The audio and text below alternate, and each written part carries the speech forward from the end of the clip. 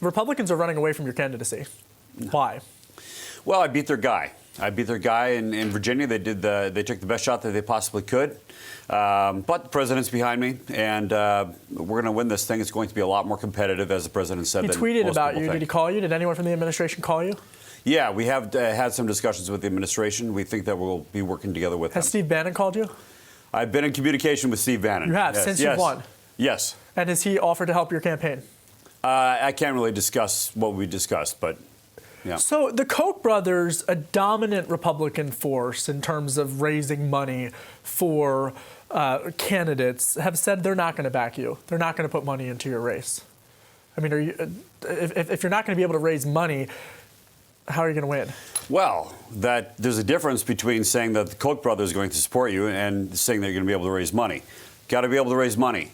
The thing is that our party, the Republican Party, is in a lot of transition right now. It's becoming the party of Donald Trump. You still have these holdouts, like the Koch brothers and others, who want to keep it just the same as it's always been.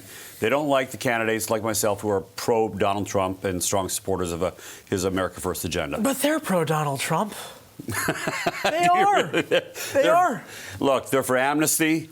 They are certainly not a big fan of the president's crackdown on illegal immigration, which of course, that's one of the biggest platforms that I'm running on. So what do you expect the NRSC, the National Republican Senatorial Committee, to need for them to enforce you, to actually endorse you eventually? You know, nobody in Virginia cares about the NRSC. The only thing that matters about the NRSC is the money that they can provide to a campaign. I think they're eventually going to come around, but at the end of the day, nobody cares in Virginia what Cory Gardner thinks. I think some people are carrying right now that on primary day, Jason Kessler, who organized a white supremacy rally in Charlottesville, actually supported you and then tweeted a picture of you next to Confederate flags. How will you change the perception by some that you're a racist? Well, I mean, it's just not true. I mean, you know, I challenge you or anybody else in the left-wing media to find one racist thing that I've ever said. One. You know, I can't control those who support me, what's in their hearts and their minds. I can only control what is in my heart, my mind, and I don't have a single racist bone in my body. You took the GOP nomination by having hardline stances on immigration. Do you believe that that will get you the votes in the general election when you need more moderates and swing voters? Well, I've taken a hard line on illegal immigration. And of course, you know, you get the left-wing media trying to say, conflate immigration with illegal immigration. My wife's an immigrant. I believe in immigration, provided it's lawful. The problem we have in Virginia and across the country, especially in Northern Virginia and Fairfax County in particular, you've got MS-13, 80% of whose members are illegal aliens who are committing really vicious crimes, not just against adults, but against kids, and that's got to be rooted out.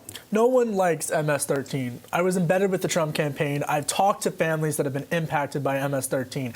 But the most pressing issue right now, well, that's a very pressing issue, but in terms of what Congress can do, is this issue of these kids that are being taken and separated from their parents.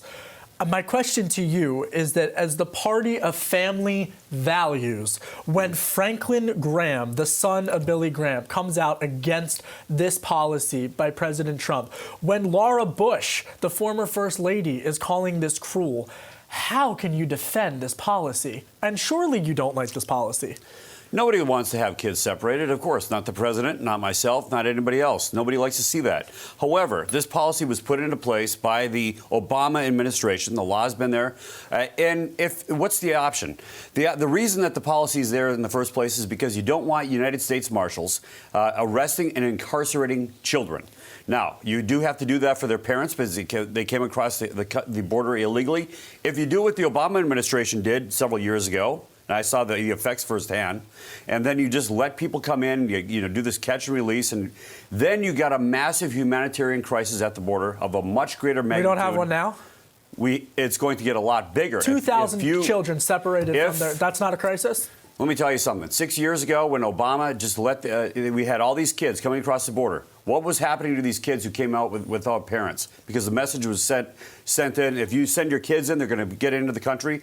What happens is they get sold. They get sold into human sex trafficking. Exactly. We don't want that to happen. This may seem tough, and it is. But if we want to avoid a massive humanitarian crisis at the border, we have to do this. President Trump's going to Capitol Hill tomorrow. He's going to meet with Republicans.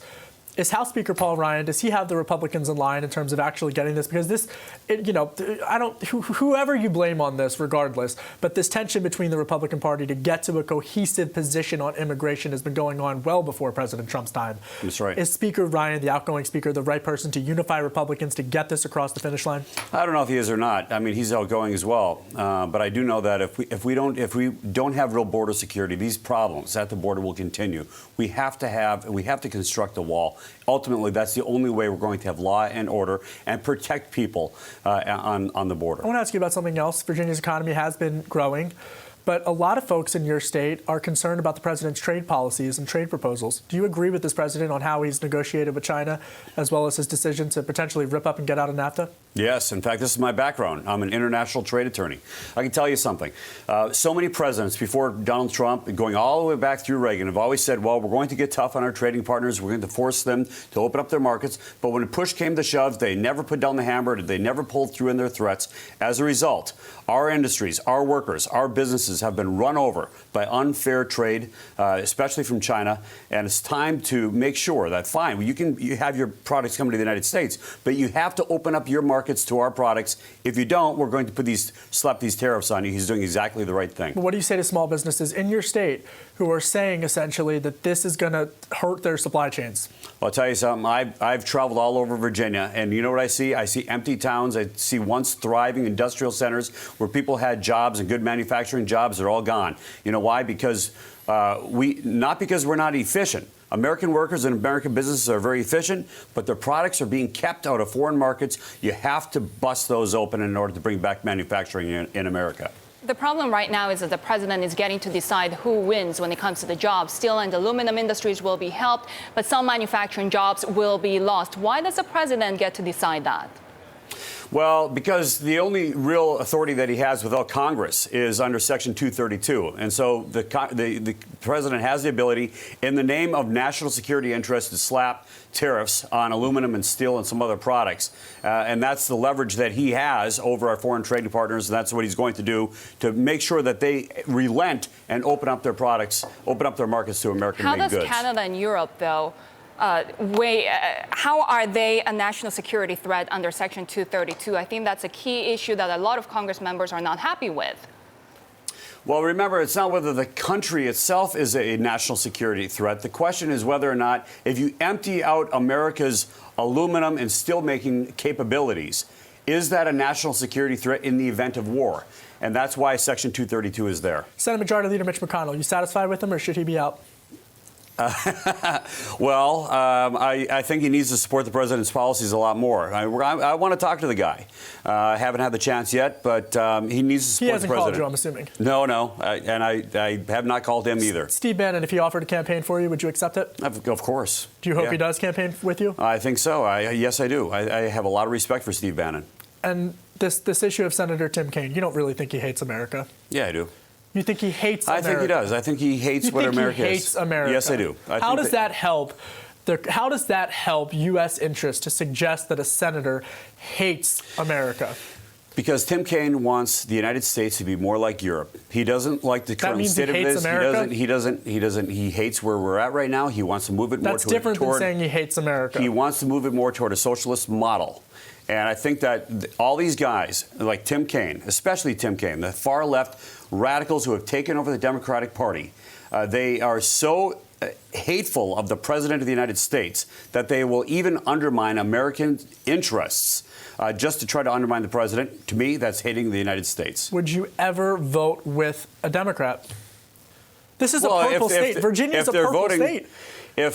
If a Democrat is voting to support the president, if the Democrat is voting to lower taxes and bring back business, if the Democrat is voting to secure our borders and end the humanitarian crisis that we have at the border. Who's your favorite Democrat? Harry Truman.